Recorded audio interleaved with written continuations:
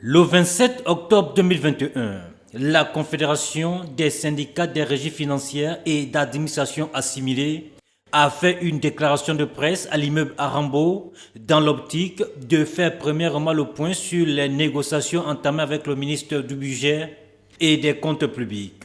Quelques jours après le lancement de son mouvement de grève pour revendiquer la régularisation des situations administratives, l'application du décret 429 instituant la prime à la performance budgétaire et dénoncer le non-paiement de la dite prime du mois de février 2021, tout en demandant l'exclusion du comité d'administration.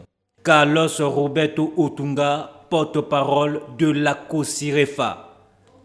Après une grève de 12 jours, le ministre du Budget et des Comptes publics nous a invités aux négociations vendredi 22 octobre 2021 et de ce conclave, il découle ce qui suit. Le ministre est favorable pour faciliter les régularisations des situations administratives des agents. Il est aussi favorable pour l'application des articles 4 relatifs à la classification des directions générales et l'article 9 relatif à l'affectation des pourcentages par groupe. S'agissant de la prime du mois de septembre 2021, le ministre a expliqué que le comité d'administration s'est réuni le 5 octobre 2021 et a constaté par procès verbal le recouvrement de 36% des recettes pour le paiement de la PPB. Mais après insistance de quelques responsables syndicaux, il a promis relire le contenu du procès verbal qui avait sanctionné la rencontre de février 2021. Cette déclaration de presse avait également pour mobile d'appeler les grévistes à poursuivre leur mouvement de grève. Au vu de ce qui précède, il apparaît clairement que le point d'achoppement de ce décret reste et demeure les articles 8 et 15.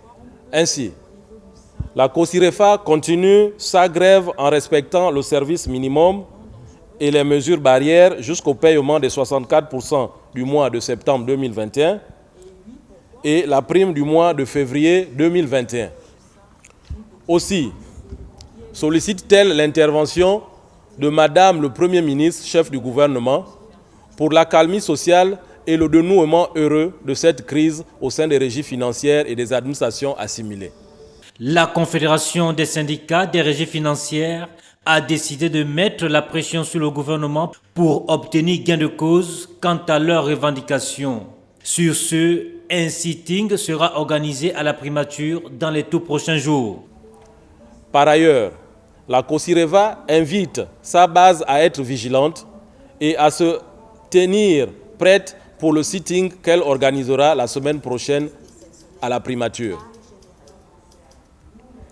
En outre, la COSIREFA étudie la possibilité de signer une charte de bonne conduite avec les syndicats qui partagent le même idéal qu'elle.